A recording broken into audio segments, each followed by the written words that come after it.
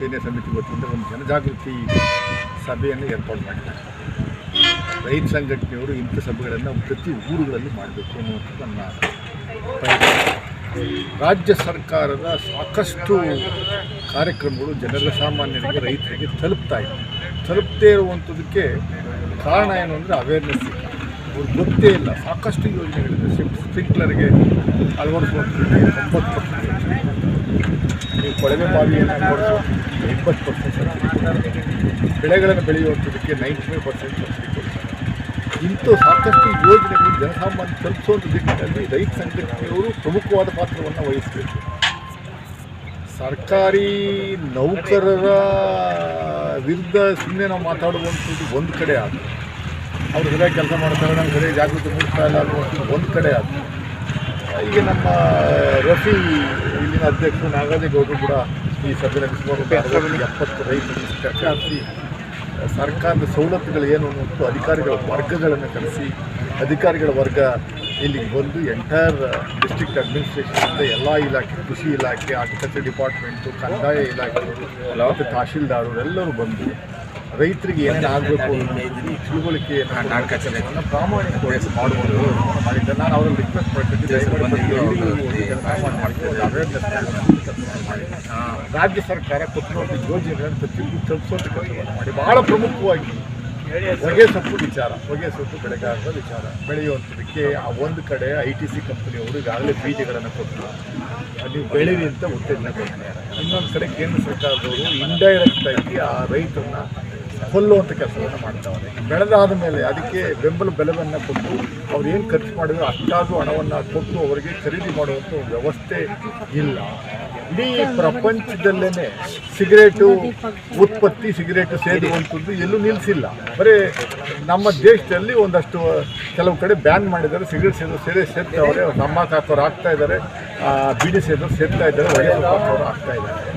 ಅದರ ಸಂಪೂರ್ಣವಾಗಿ ಕೇಂದ್ರ ಸರ್ಕಾರ ಇದನ್ನು ಬ್ಯಾನ್ ಮಾಡಬೇಕು ಅನ್ನುವಂಥದ್ದು ಕಲ್ಪನೆ ಏನಿಲ್ಲ. ಇಡೀ ಹೊರ ದೇಶದಿಂದ ಇಂಪೋರ್ಟ್ ಮಾಡ್ಕೊಂಡು ಸಿಗರೇಟ್ ಮ್ಯಾನುಫ್ಯಾಕ್ಚರ್ ಮಾಡುವಂಥ ಕೆಲಸವನ್ನು ಮಾಡ್ತಾರೆ, ನಮ್ಮ ರೈತರು ಕೊಲ್ಲುವಂಥ ಕೆಲಸವನ್ನು ಮಾಡ್ತಾ ಇದೆ. ಈಗ ಕಳೆದ 3 ತಿಂಗಳಿಂದ ನಿರಂತರವಾಗಿ ಹೊಗೆ ಸೊಪ್ಪು ಬೆಳೆಗಾರರು ಈ ಭಾಗದಲ್ಲಿ ಹುಣಸೂರು, ಪಿರಿಯಾಪಟ್ಟಣ, KR ನಗರ ಮತ್ತು HD ಕೋಟೆ ಈ ಭಾಗದ 4 ತಾಲೂಕಿನ ಭಾಗದ ರೈತರು ಕನಿಷ್ಠ ಬೆಲೆಯನ್ನು ಕೊಡಬೇಕು, ಬೆಳೆ ಕುಸಿತದಿಂದ ಕಂಗಾಲಾಗಿದ್ದೀವಿ, ಸಂಪೂರ್ಣವಾಗಿ ಲಾಸಲ್ಲಿದ್ದೀವಿ ನಾವು ಅಂತ 3 ತಿಂಗಳಿಂದ ಸ್ಟ್ರೈಕ್ ಮಾಡ್ತಾ ಇದ್ವಿ. ಕೇಂದ್ರ ಸರ್ಕಾರ ಇದ್ರ ಬಗ್ಗೆ ತಲೆ ಕೆಡಿಸ್ಕೊಳ್ಳಿಲ್ಲ. ಈ ಭಾಗದ MP ಇದ್ರ ಬಗ್ಗೆ ತಲೆನೇ ಕೆಡಿಸ್ಕೊಂಡಿಲ್ಲ. 1 ದಿವಸ 2 ದಿವಸ ಬಂದು ಯಾವುದೋ ಒಂದು ಸಭೆ ಮಾಡಿ HD ಕುಮಾರಸ್ವಾಮಿಯವರು, HD ದೇವೇಗೌಡರು ಎಲ್ಲ ಹೋಗಿ ಡೆಲ್ಲಿನಲ್ಲಿ ಆ ಪಿಯೂಷ್ಗೂ ಎಲ್ಲ ಭೇಟಿ ಮಾಡಿ ಏನೋ ಮಾಡಿಬಿಡ್ತೀವಿ ಅಂತ ಒಂದು ಸಭೆ ಮಾಡ್ತಾ ಇರುವಂಥದ್ದು. ಒಂದು ಫೋಟೋ ಪೇಪರ್ಗಳಲ್ಲಿ ಹಾಕ್ಕೊಂಡು ಅರ್ಧದ ಪೇಜ್ ಬರ್ಸ್ಕೊಂಡ್ರು. 350 ರೂಪಾಯಿ ಕನಿಷ್ಠ 1 kg ಕೊಡಬೇಕು ಅನ್ನುವಂಥದ್ದು ನಾವು ಹೇಳಿದ್ದೀವಿ. ಇನ್ಮೇಲೆ 350 ರೂಪಾಯಿ ಸಿಗುತ್ತೆ ಅಂತ ಹೇಳಿದ ದಿವಸದಿಂದ ಡೈಲಿ 10 ರೂಪಾಯಿ, 20 ರೂಪಾಯಿ, 30 ರೂಪಾಯಿ, 40 ರೂಪಾಯಿ ಕಮ್ಮಿ ಆಗ್ತಾ ಈಗ 120, 150 ರೂಪಾಯಿ kgಗೆ ಒಂದು ಫಸ್ಟ್ ಕ್ಲಾಸ್ ವರ್ಜಿನಿಯಾ ಟೊಬ್ಯಾಕೊ 150 ರೂಪಾಯಿ kgಗೆ ತಗೊಳ್ಳುವಂಥ ಕೆಲಸವನ್ನು ಮಾಡ್ತಾರೆ. ಅವರಲ್ಲಿ ಒಂದು 20-25 ಕಂಪ್ನಿಗಳಿದ್ದಾವೆ. ಅದಕ್ಕೆಲ್ಲ ಪೂರ್ತಿ ಬಾಸ್ ಇರುವಂಥದ್ದು ITC ಕಂಪ್ನಿಗಳು. ITC ಕಂಪ್ನಿ ಹೆಂಗೆ ಹೇಳುತ್ತೆ, ಇತರ ಕಂಪ್ನಿ 24 ಕಂಪ್ನಿಗಳು ಅವ್ರು ಹೇಳ್ದಂಗೆ ಕೇಳಬೇಕು. ಇವನು ಫಿಕ್ಸ್ ಮಾಡ್ತಾನೆ, ಇಷ್ಟಕ್ಕೆ ತಗೋಬೇಕು. ರೈತರನ್ನ ಸಮಾಧಿ ಮಾಡುವಂಥ ಕೆಲಸವನ್ನು ಮಾಡ್ತಾಯಿದ್ರು. ಕೇಂದ್ರ ಸರ್ಕಾರ ಇದ್ರ ಬಗ್ಗೆ ತಲೆ ಕೆಡಿಸ್ಕೊಳ್ಳುವಂಥ ಕೆಲಸವನ್ನು ಮಾಡಲೇ ಇಲ್ಲ. ಅದ್ರ ಬಗ್ಗೆ ಅವೇರ್ನೆಸ್ ಕ್ರಿಯೇಟ್ ಮಾಡುವಂಥ ಕೆಲಸ ರಾಜ್ಯ ಸರ್ಕಾರ ಮಾಡ್ತಾ ಇದೆ. ಕೇಂದ್ರ ಸರ್ಕಾರಗಳು ಸೀರಿಯಸ್ ಆಗಿ ಹೇಳಬೇಕು, ಯಾವುದೇ ಕಾರಣಕ್ಕೂ ನೀವು ಈ ಬೆಳೆಯನ್ನು ನಿಲ್ಲಿಸ್ಬಿಡಿ ಅಂತ ಅವ್ರಿಗೆ ಪರಿಹಾರವನ್ನು ಕೊಡಿ. ಈಗಾಗಲೇ ಅವರ ರೈತರಿಂದ ಲೈಸೆನ್ಸ್ ಫೀಸು ಮತ್ತು ಅದು ಇದು ಅಂತೆಲ್ಲ ಸೇರಿಸಿ ಸುಮಾರು ದುಡ್ಡು, ಎಕರೆಗೆ ಕನಿಷ್ಠ 25-30 ಲಕ್ಷ ರೂಪಾಯಿ ಅವ್ರಿಗೆ ಕಾಂಪೆನ್ಸೇಷನ್ ಕೊಟ್ಬಿಡು, ನಾಳೆಯಿಂದ ಬೆಳೆಯುವಂಥದ್ದು ಬೇಡ, ನಾವು ತಗೊಳ್ಳಲ್ಲ ಬೆಳೆದ್ರು ಅನ್ನುವಂಥದ್ದು ಸ್ಟ್ರಿಕ್ಟ್ ತಗೊಂಡು ಡೈರೆಕ್ಷನ್ಸ್ ಕೊಡುವಂಥ ಕೆಲಸವನ್ನು ಈ ಕೇಂದ್ರ ಸರ್ಕಾರ ಮಾಡಲಿ. ಅದು ಮಾಡ್ತಾ ಇಲ್ಲ. ಇಂಡೈರೆಕ್ಟಾಗಿ ಅವರು ಬೆಳೆಯುವಂಥದ್ದು ಉತ್ತೇಜನ ಕೊಡುವಂಥದ್ದು ಒಂದಾದರೆ ಸಂಪೂರ್ಣವಾಗಿ ಕೇಂದ್ರ ಸರ್ಕಾರ ITC ಕಂಪ್ನಿ ವ್ಯಾಪ್ತಿನಲ್ಲಿ ಬರುವಂಥ ರೀತಿಯಲ್ಲಿ ವರ್ತಿಸ್ತಾ ಇದೆ. ಅವ್ರು ಕಂಪ್ಲೀಟಾಗಿ ಅವ್ರ ಕಂಟ್ರೋಲ್ ಬಂದುಬಿಟ್ಟಿದ್ದಾರೆ.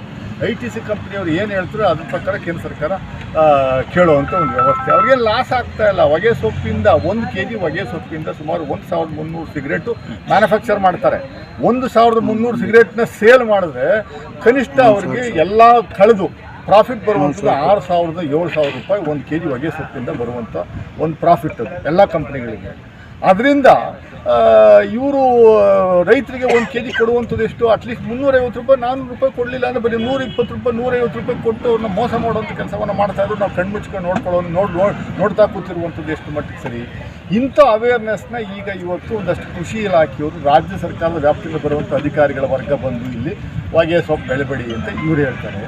ಅಲ್ಲಿ ಕೇಂದ್ರ ಸರ್ಕಾರದ ವತಿಯಿಂದ ITC ಕಂಪನಿ ಮತ್ತು ಇತರ ಕಂಪನಿಗಳಿಂದ ಈಗಾಗಲೇ ಬೀಜಗಳನ್ನು ಕೊಟ್ಟು ಫ್ರೀಯಾಗಿ ವಿತರಣೆ ಮಾಡುವಂಥ ಕೆಲಸವನ್ನು ಅಲ್ಲೆಲ್ಲ ಗುಂಟೂರಲ್ಲಿ ಕೂತ್ಕೊಂಡು ಈ ಟೊಬ್ಯಾಕೊ ಮಂಡಳಿಯವರು ಮೀಟಿಂಗ್ಗಳು ಮಾಡ್ತಾರೆ. ಮೀಟಿಂಗ್ಗಳು ಮಾಡಿಬಿಟ್ಟು ಈ ಸರಿ ನಾವು ಮೈಸೂರು ಭಾಗಕ್ಕೆ ಬರೀ 71 ಮಿಲಿಯನ್ kgಗೆ 56, 70, 71, 56 kgಗೆ 56 ಮಿಲಿಯನ್ kgಗೆ ನಾವು ರೆಸ್ಟ್ರಿಕ್ಷನ್ ಕೊಟ್ಟಿದ್ದೀವಿ ಅಂತಾರೆ. 56 ಮಿಲಿಯನ್ ಅಷ್ಟು ಆಯಿತು, ಅಷ್ಟು ಬೆಳೆದಿರೋ ಹೊಗೆ ಸೊಪ್ಪು ಅದನ್ನು ತಗೊಳ್ಳೋದು ಕೆಲಸವನ್ನು ಮಾಡಿ ಕೊಡ್ತೀರಾ ನೀವು. ರೇಟ್ನ ಮಿನಿಮಮ್ ಬೆಂಬಲ ಬೆಲೆಯನ್ನು ಕೊಡುವಂಥ ಕೆಲಸವನ್ನು ಮಾಡಬೇಕಾಗಿತ್ತಲ್ಲ, ಇಂಥವ್ರಿಗೆ ಮಾಡಲೇ ಇಲ್ವಲ್ಲ. ಈ ಸರಿ ಅಂತೂ ರೈತರನ್ನ ಸಮಾಧಿ ಮಾಡಾಕ್ಬಿಟ್ಟು ಅದೇ ಪ್ರಮುಖವಾದ ಬೆಳೆ ಈ ಭಾಗದಲ್ಲಿ ಅಲ್ಲಿ ಎಲ್ರಿಗೂ ಮೋಸ ಮಾಡೋದು ಕೆಲಸವನ್ನು ಮಾಡೋದು. ಅಂಥದ್ದನ್ನ ಒಂದಷ್ಟು ಅವೇರ್ನೆಸ್ ಕ್ರಿಯೇಟ್ ಮಾಡುವಂಥದ್ದಕ್ಕೆ ಇವತ್ತು ಒಂದು ಒಳ್ಳೆ ಕಾರ್ಯ